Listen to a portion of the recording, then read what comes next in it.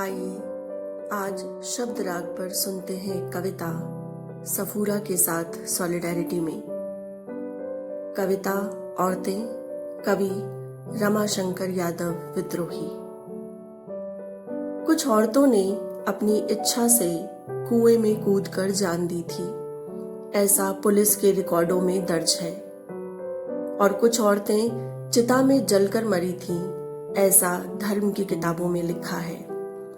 मैं कवि हूँ, करता हूँ, क्या जल्दी है। मैं एक दिन पुलिस और पुरोहित दोनों को एक ही साथ औरतों की अदालत में तलब कर दूंगा और बीच की सारी अदालतों को मंसूख कर दूंगा।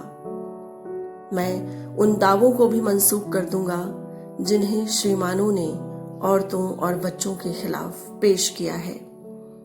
मैं उन डिग्रियों को निरस्त कर दूंगा जिन्हें लेकर फौजें और तुलबा चलते हैं। मैं उन वसीयतों को खारिज कर दूंगा जिन्हें दुर्बल ने भुजबल के नाम की होंगी।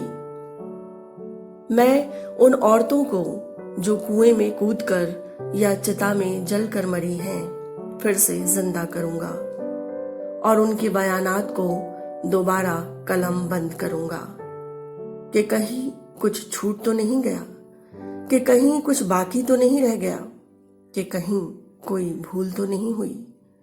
क्योंकि मैं उस औरत के बारे में जानता हूं जो अपने एक बित्ते के आंगन में अपनी 7 बित्ते की देह को ताजिंदगी समोए रही और कभी भूल कर बाहर की तरफ झांका भी नहीं।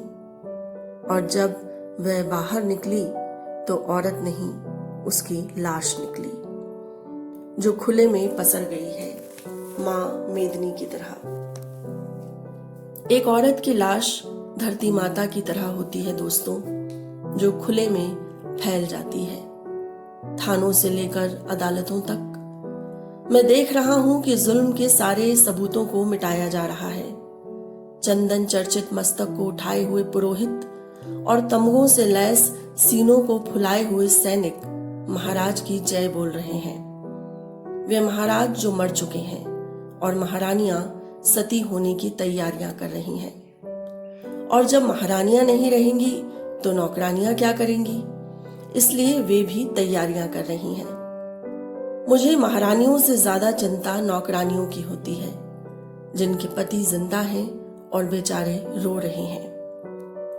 कितना खराब लगता है एक औरत को अपने रोते हुए पति को छोड़कर मरना, जबकि मर्दों को रोती हुई औरतों को मारना भी खराब नहीं लगता। औरतें रोती जाती हैं, मर्द मारते जाते हैं। औरतें और जोर से रोती हैं, मर्द और जोर से मारते हैं। औरतें खूब जोर से रोती हैं, मर्द इतने जोर से मारते हैं कि वे मर जाती हैं। इतिहास में वह पहली औरत कौन थी जिसे सबसे पहले जलाया गया, मैं नहीं जानता। लेकिन जो भी रही होगी, मेरी मां रही होगी। लेकिन मेरी चिंता ये है कि भविष्य में वह आखिरी औरत कौन होगी जिसे सबसे अंत में जलाया जाएगा। मैं नहीं जानता, लेकिन जो भी होगी मेरी बेटी होगी और मैं ये नहीं होने दूंगा। बहुत बहुत शुक्रिया दोस्तों।